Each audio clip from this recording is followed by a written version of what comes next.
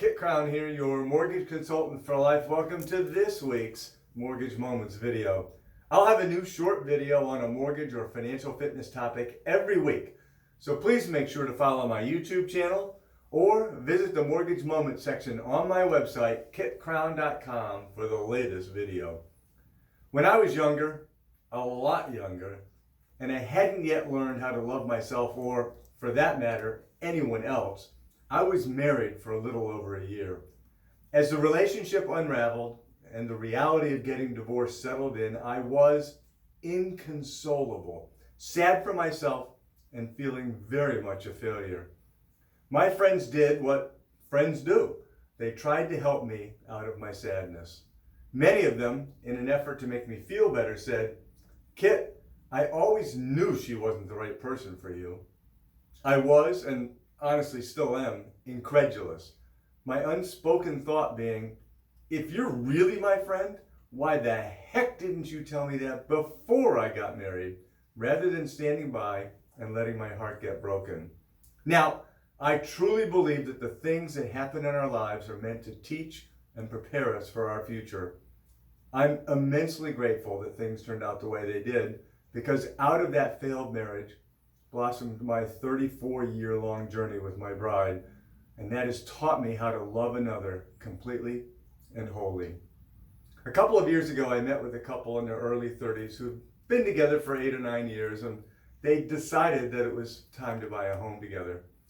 They seemed so genuinely connected to one another, so when she excused herself to use the restroom, I did what I'm so prone to doing by asking a question I had no provenance to ask. "Why haven't you two gotten married? You seem so perfect for each other." His answer astonishes me to this day. He said, "I keep wondering if someone better is going to come along." My gut reaction was twofold. First, I wanted to jump across the table and beat the ever-loving tar out of him for his dishonesty. He was perfectly willing to share a bed with her, but not his heart. And second, I wanted to tell her to pack her bags and run, that she was making a terrible mistake by sharing her heart with him. In the 1950s, a Nobel laureate by the name of Herbert Simon developed a theory of decision-making he called maximizing versus satisficing. His idea was that people occupy one of the two camps. They either make decisions based on something being good enough, that's the satisficer, or that it represents the best possible outcome after looking at every possible choice. That's the maximizer.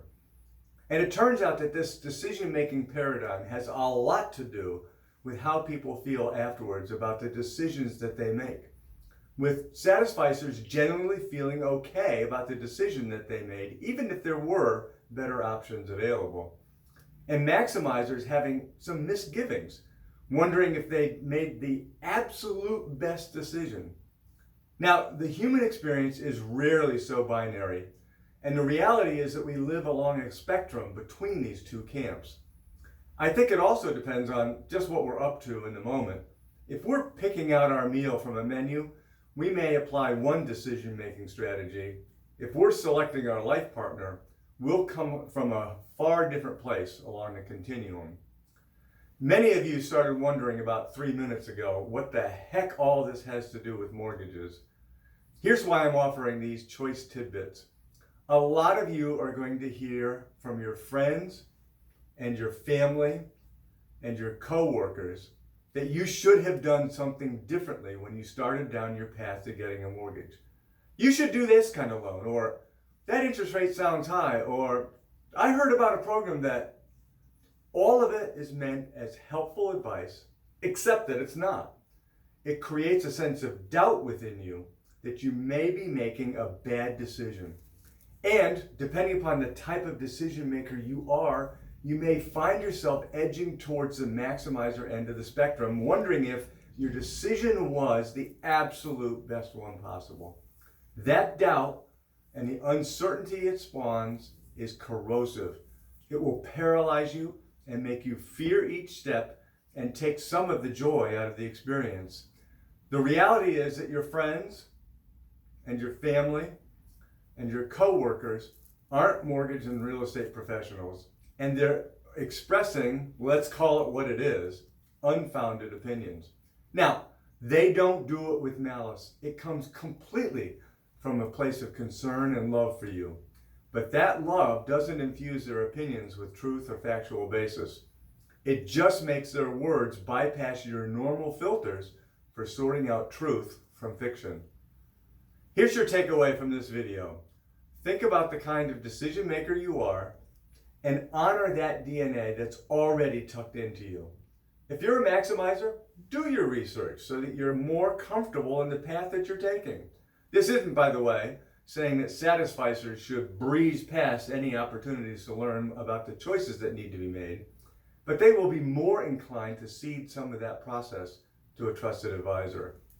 The other takeaway is that you should honor the advice that you get from your friends and your family and your coworkers by saying, thank you for caring about me, because that's what they need to hear. They aren't asking you to do what they say. They aren't. They just want you to know that they do, in fact, care about what happens to you on your journey home. Well, that's it for this week. Thanks for watching.